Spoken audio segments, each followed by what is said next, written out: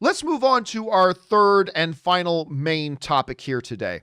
And our third and final main topic today gets submitted to us by Paul Dauvid, who writes, "Good morning, John and Rob. It's the afternoon for us now, but thank you. This week marks the 2-year anniversary of the release of Avengers Endgame. It went on to be the #1 box office movie of all time, at least for a while it did. Now it's Avatar again. But it went on to become the #1 box office movie of all time with the most trailer views and worldwide excitement. Looking back at the movie now, what are your thoughts on the movie and its significance to comic book movies and influence on the industry itself? Thanks." All right. Thanks a lot for sending that in, man. And the other day I had to do a double take, Rob, because I think it was the 22nd, April 22nd. You know how Facebook will give you those like little reminders? You know what I mean? You go to Facebook and it'll say, hey, 1 year ago or 10 years ago, you posted this. I got one of those little Facebook reminders that said like, 2 years ago, a memory of you and Ann Campea, and it was us at the premiere for Avengers Endgame. And I'm like, wait a minute. That was 2 years ago? It feels like 6 months ago. It feels like it had just happened. Like, seriously, I could not believe what I was seeing when it was saying 2 years ago. And then I believe the official release date was probably yesterday. It was 2 years ago yesterday. So we are sitting here and by the way, Marie Seafring sends in a super chat badge to support the channel. Thank you, Marie. Appreciate that. We are in the week of the 2-year anniversary. And Rob, I don't know if it's because of the COVID year of 2020 that it just feels like that year almost didn't even count. But it is odd to feel like Avengers Endgame is 2 full years old. It's been that long. And it is funny now as we sit back and look at it and think about it, that the impact that movie has had, mostly positively, but also in some ways negatively too, the impact that this movie has had far beyond just its record-breaking box office and making almost $3 billion and for a while becoming the #1 all-time movie in history. Rob, its trailers, we talk about this in my documentary, Movie Trailers, A Love Story. Not only is an Endgame trailer the #1 watched trailer of all time, another Endgame trailer is the #2 watched all-time trailer ever. It's kind of crazy. Rob, as we sit here now, looking in the rearview mirror, 2 years ago this movie came out. As you look at the state of the genre, the comic book genre itself, spanning Marvel, DC, and whatever, and maybe as the industry, what do you see as being the most obvious footprints and thumbprints and impact that this record-shattering movie has made on the genre over the last couple of years? That's a really good question. I mean, I think it says a lot for a company that has vision and foresight and planning over the course of what the time Endgame's the 22nd of the Infinity Saga films. And it was something that was earned over 10 years. And I don't think there's ever been a film series in history that comes anywhere close to the effort that was put in. I mean, think about it. At any time, John, one of these movies could have failed, and one of the characters they tried to set up, I guess you could say that the Incredible Hulk was rejiggered after Ed Norton, but they made that rejiggering and they made the changes. I have to say that when I watch both Infinity War and then Endgame, it's, if you've bought into the Marvel Cinematic Universe, they are such wildly entertaining fantasy films. Forget that they're comic book movies or that they're based on Marvel comic books. The fact that they cast the actors that they did, and the art direction and the costumes, and they've had such different kinds of movies. The Guardians of the Galaxy, Rocket Raccoon can interact with Thor. A CG villain like Thanos can be brought to life to the point where you utterly believe this character. The fact that we cry when Tom Holland says, I don't want to go anywhere, Mr. Stark. I mean, all of those elements, any one of them might not have worked. But the fact that they do work, I think shows a methodology and a way to go about large franchise pictures. Like you were talking about earlier, franchise, IP, whatever, the way that you should do them. And they need to be carefully tended like a garden.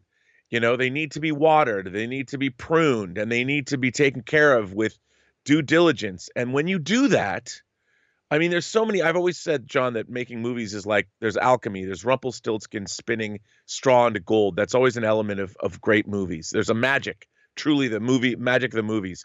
But man, both of those films, and especially if you watch them together, sure, Endgame gets a little goofy, maybe some plot holes here and there, but the ambition of those two movies is enormous. I mean, just gigantic. And the fact that it combines universal stakes with characters and humor and motion capture and insane visual effects. And yet you can have a moment in Endgame where Black Widow and Steve Rogers just have a moment talking. Steve Rogers is like, I saw whales in the East River today.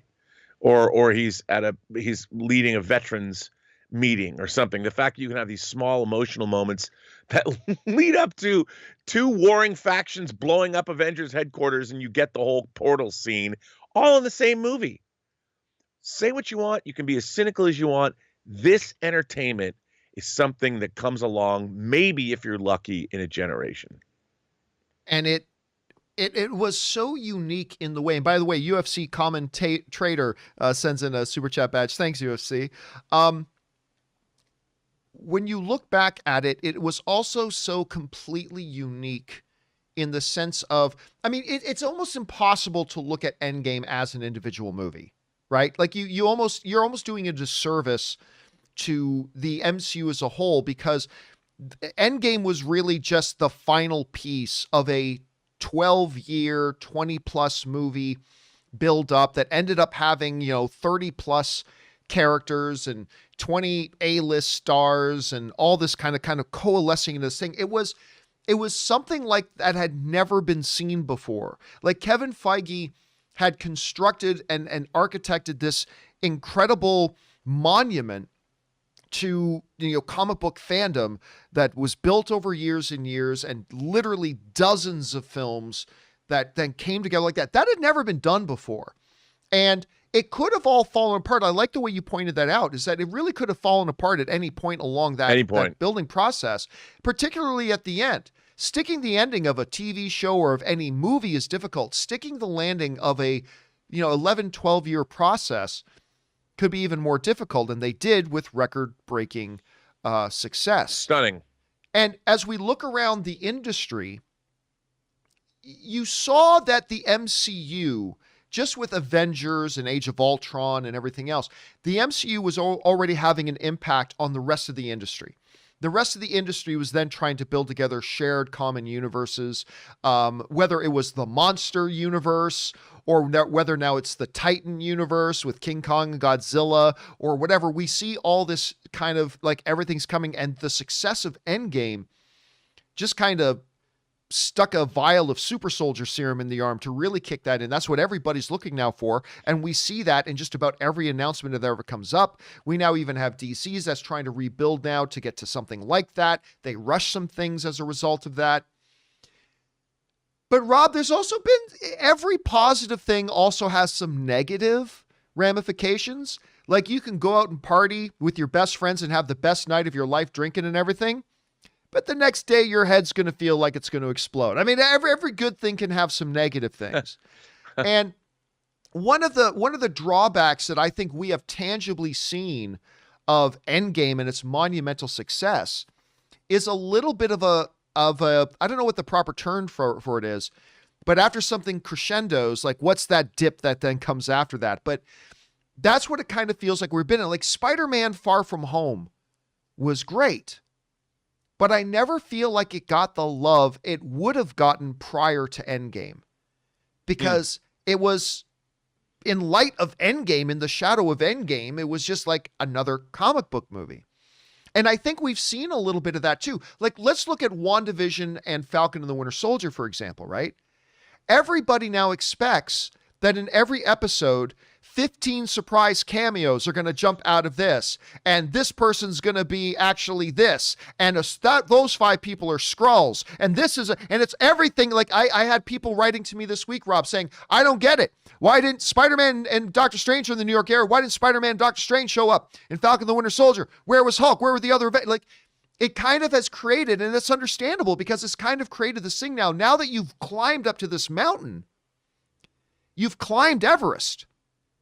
Taking a drive to 7-Eleven to pick up some Twinkies doesn't seem like such a big rush anymore. And there's almost a little bit, so it almost feels like we as an audience, 2 years later, are still in a little bit of a process of reconditioning and getting back down. I don't know, Rob, how do you see that? What do you see as maybe some of the hangover effects, maybe, if you will, of what Endgame was able to accomplish? Well, I think it's the same problem that you have with something like The Hobbit following up Lord of the Rings, in that Endgame is really about the end of the world. You know, it's apocalyptic in its stakes. They're monstrously huge. And you're coming on the heels of, after half the life in the universe, half the life on Earth has been snapped away. And so with those kinds of stakes, how do you duplicate them? You can't. So when you go back and you follow up Endgame with Spider-Man Far From Home, it's like, well, there's one dude, Mysterio, doing some, nefarious stuff, and Spider-Man has to stop him while on vacation with his classmates. Doesn't exactly it doesn't permeate the imagination in the same way. And also you just don't have the sprawling cast of characters. It can't, by definition, be as interesting. And I felt like, with Hobbit, Lord of the Rings, same thing. The Return of the King is a movie about the end of the world. Middle Earth is at stake. Sauron, these amazing armies are about to march on the world of men and the world of hobbits and take out everything, destroying the world, essentially. Whereas The Hobbit, not so much. Battle of Five Armies, So I think in the wake of that, it's really hard to gin up or get people as interested, simply because you don't have those stakes. But for me, as a comic book reader, I can find just as much value. Like, I'll read a comic book miniseries like Chris Claremont's original Wolverine miniseries, where he goes to Japan, and it's very personal. And I think the personal stakes in someone's life can feel apocalyptic. One of my favorite movies is The Verdict with Paul Newman, and he takes on so good, such a good movie, and it really is about an apocalypse in one man's life. This is the end of his world, and he has one chance to save himself from alcoholism. He's got one last chance to redeem himself, and it's those kinds of stakes, even though it's one person, where Spider-Man Far From Home kind of felt light and breezy.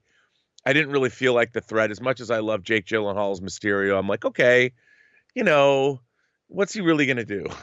it's like, and that was fine. I enjoyed that, but you have to kind of train yourself to expect that. And I think the Marvel Cinematic Universe built up to such a wallop. And by the way, remember, before you got to Endgame, you had Winter Soldier, which is an amazing movie. You had these other movies that also had large stakes. And I think in a way it's kind of hung over, like you pointed out. I think we're expecting every single one of these Marvel projects to deliver the kind of emotional roller coaster and the wallop with the payoff that Endgame has. And I think that's impossible to do. And so what we kind of have to do is retrain ourselves to see. To me, watching Falcon and Winter Soldier was like seeing a day in the life of these characters. Like when we saw the beginning of was it Civil War, when they go after Batroc is it Batroc when they're in? I think it's Winter Soldier. I think it's Winter Soldier. That Batroc on the ship, but I mean when they're in Lagos in the beginning. Is that Civil War? Yes. Yeah. So that they go and they do these things, and there were stakes there, and there was multiple, and you saw Falcon, but before Falcon got on that mission, it felt like what we were seeing, you got much more of a day in his life. And what is it like when you're not on an Avengers, when you're only on Avengers things one day a week? Well, what about the other 6 days a week? And I kind of felt Falcon and Winter Soldier was like that. It gave us an insight into what is the daily life of Sam Wilson like, or Bucky Barnes now that he's back. I mean, he has to like eat. He's got to have friends to eat. And they're not going to spend that kind of time in a movie like Endgame. So I felt like this is a way to deepen and accentuate the Marvel universe. And I think it's a good thing. We just have to remember what it is we're seeing. We're not seeing the end of the world here. And it kind of highlights to me, and by the way, special thanks to Sean's World and James Bonner, who sends in super chat badges there to support the channel. Thanks, guys. It also reminds me about when you look, it reminds us of how important it is that we have now come back post-COVID and everything, that they have broken things down and made very limited in scope stories, right? So they understand we can't just come off of Endgame and repeat that experience. So they've come out and said, let's do a story about Wanda and Vision and about her dealing with the aftermath and the grief and the pain. And we'll isolate it to this one little town and all this kind of stuff. And they made something great out of it. Then they followed up. Let's keep it small again. Bucky and Sam. And we'll throw in Sharon in there too. But isolated, smaller scale. So it feels like they understood we can't just come back out of the gates and try to replicate Endgame. We need to go back to the start. We need to recondition, rebuild up again slowly. And I think they're doing a great job of it. I mean, I have loved WandaVision and Falcon and the Winter Soldier. I cannot wait to see what they do with Loki. Obviously, and we still have coming Moon Knight, Hawkeye, She-Hulk, Miss Marvel, Armor Wars. I'm sure I'm missing one or two of them in there as well. So we got a lot of stuff coming. So when you look back, guys, it is crazy. In just 2 years, as you look back now at, since that time that Endgame has come out, how it has influenced not just the comic book genre, but the entire entertainment industry. As you look now at how even the MCU itself is trying to reposition itself as a result of Endgame and whatever. And the fact that it is one of right now it's the number 2 biggest box office film of all time. At some point, Disney will re-release it and it'll take back the number 1 spot again from Avatar, and they'll play that game of hopscotch for a while. But it is truly remarkable the impact that one movie has made. Question is for you guys. On this week, the 2-year anniversary of the release of one of the biggest movies of all time, certainly the biggest comic book movie of all time, what are your thoughts as you reflect back on Endgame and the impact that you've seen it had in the subsequent 2 years? Jump on down to the comment section below and let us know your thoughts. Okay, guys.